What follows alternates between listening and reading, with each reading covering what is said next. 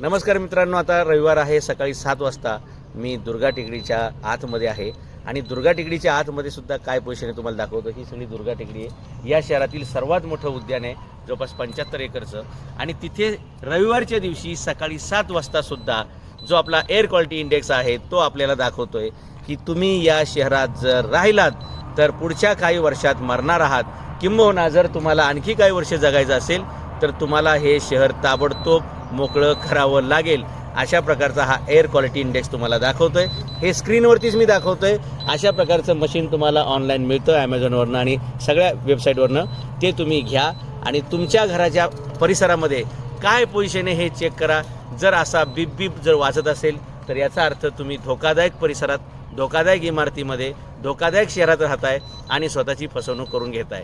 मला वाटतं आपण एक कोट्यवधी रुपयाचे घरं घेतोय, लाखो रुपयाच्या गाड्या घेतोय, लाखो रुपयाचे फर्निचर घेतोय, तर मला वाटतं आपण जगणारे का मरणार आहे हे चेक करण्यासाठी मात्र आपण एवढे एक 3,500 रुपयाचं मशीन जर घेतलं तर आपल्याला कळेल की या शहरातील धूळमुक्तीसाठी, हे शहर धूळमुक्त झालं पाहिजे यासाठी आम्ही का मांडतोय आणि याची काय आवश्यकता आहे हे हळूहळू लोकांच्या लक्षात येईल। कदाचित कोरोनापेक्षा, कॅन्सरपेक्षाही भयावह परिस्थिती या धुळीमुळे निर्माण होऊ शकते, परंतु आपल्याला फक्त सिमेंटचे रस्ते, सिमेंटची बांधकामं आणि कॉन्क्रीटची जंगल हेच सगळं तुम्हाला जर प्रगती वाटत असेल तर मला वाटतं इमारती उभ्या राहतील परंतु त्यातली माणसं जिवंत नसतील, रस्ते असतील परंतु त्याचा शुकशुकाट झालेला असेल, पाण्याच्या नद्या असतील परंतु त्याची गटारं झालेली असतील आणि अशा सगळ्या वातावरणात जर आपण जगणार आहोत तर मला वाटतं आपण जगत नाही आहे। आपण अनेक व्याधी, अनेक रोगांना अंगावर घेऊन जर्जर होऊन आपल्या आयुष्याची सगळी कमाई दवाखान्यामध्ये मोजून शेवटी मृत्यू आपल्या वाट्याला येणार आहे आणि आपली कुटुंब उघड्यावर पडणार आहेत। आपल्या बायका मुलांचा विचार करा, आपल्या आईवडिलांचा विचार करा, आपल्या कुटुंबाचा विचार करा, आपल्या देशाचा विचार करा। आपण प्रगती म्हणजे हे नक्की केलंय काय?